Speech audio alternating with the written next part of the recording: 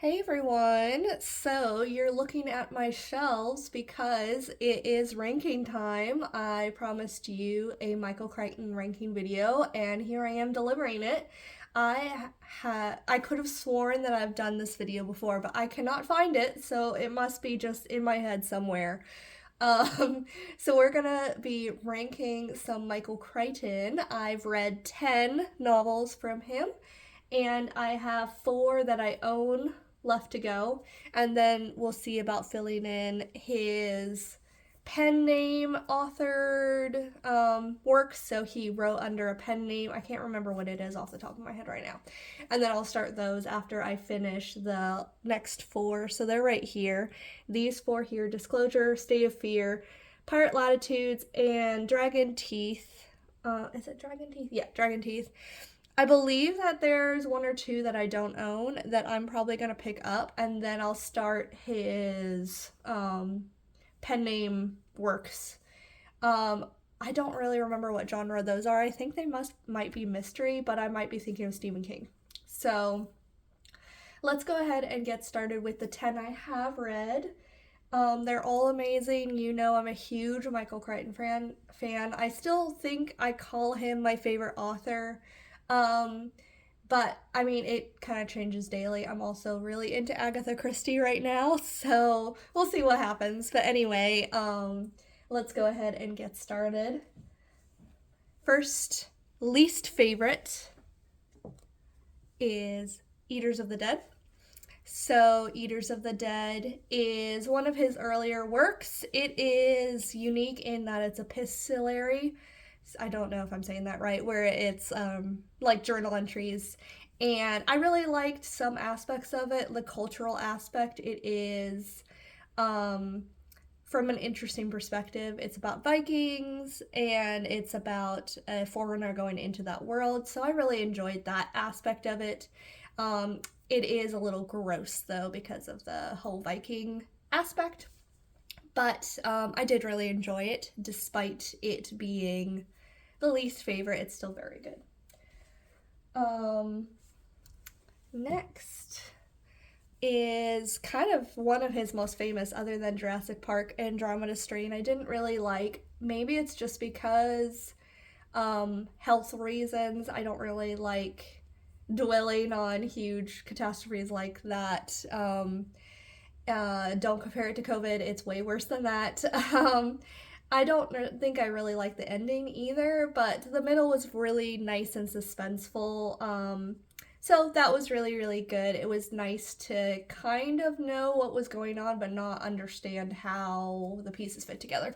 Because it is kind of a more famous one, I knew some parts. So I kind of like going into a book knowing some parts because then you're like, oh, but when does this show up? Which was kind of fun part of reading this book. Um, Next one is Terminal Man. I think this one was also pretty well known. It was also one of his earlier works. I think Andromeda Strain was his first and Terminal Man was his second. So these two, you can really tell that it was earlier in his career. He wasn't writing quite as well. His characters weren't that great. He didn't really focus on his characters very much. But this one was really fun. It was kind of a study on the arrogance of people in the medical field and in technology and the reliance too heavily on technology. So I really enjoyed this one a lot. Again, a lot of really cool mystery where I knew some pieces, but I had no clue how they would come about. So I really enjoyed Terminal Man. Next was probably my biggest surprise. I went into Congo kind of expecting to hate it. I have a weird thing about hating monkeys, it probably from living in South Africa. So I went into Congo just kind of assuming I would hate it because I knew that there was a monkey that signed. But it turned out to be a really fun adventure and I liked it. So that one was better than expected. And then also kind of unexpected because the movie is absolutely horrible. Well, all of the movies are horrible for him, except for Jurassic Park. Is Jurassic Park sequel? I liked it way more than I expected to. I kind of went into it knowing some of the scenes from the movie and just knowing that the movie was horrible. But it was a fun ride. I really liked it. It's not close to Jurassic Park by any means, but the beginning and endings were really, really good, and a couple of scenes were amazing. Some of the middle was a little slow, but no, that was a really, really good sequel, especially for someone. I mean, I guess he does a sequel to Andromeda Strain, but he hadn't really done any sequels except for Andromeda Strain, so this one was really good for an author who doesn't really do sequels. All right. Next is my top five. So there's my bottom five. My top five are a little bit more well known, except for one or two. And a couple of these are those two are very underappreciated. But the next is probably one of still pretty famous work. But it's like half loved and half hated. Like half of the people love this book and half of the people hated it, depending on your opinion of the ending. Is Sphere. It's really, really fun. Again, very mysterious, very suspenseful. Um, and the ending is very divisive. I liked the ending, but Crichton's not really known for good endings. He's kind of known for abrupt endings. So this is one of those where some people are torn about the ending and the explanation for the phenomena. So it just depends on who you are, whether you'll like it or not. But if you do like it, I've heard this book like changing lives, which it didn't quite change my life, but it's definitely up there as one of the books um, that was a little early on, and it kind of like fueled my love for reading. So this one was like my re-entrance into sci-fi and my remembering that I love sci-fi, basically. And here is one of the two in my top five that's just incredibly underrated. I could make an argument for three though. Um, this book here, Rising Sun, is amazing, and I never hear anyone talking about it unless they're already a huge Michael Crichton fan. So it is a really cool murder mystery with really interesting cultural aspects, and I just love this book so much. So please read it. If you have any interest in Japan, read this book. This is why I put it up on my list, is because I love Japan, and it was such a fun ride, and it was such a fun murder mystery, and I just really, really enjoyed following around this detective and getting to know the culture and not knowing who to trust and not knowing who's the good guy or the bad guy in the situation. So I really liked this book. It was a very fun ride. And you can tell through all of this that that's a common theme, is even the ones here at the bottom of the shelf, I'm saying such a fun ride, so intense, so suspenseful. He's just the master of suspense, and it's just, even if it's not his best work, you're still kind of on the edge of your seat. Even if you don't quite care about the characters like you should, you're on the edge of your seat. This one is one of the ones where you really love the character by the end. The main character is really, really great, and I really enjoy seeing his growth throughout the book.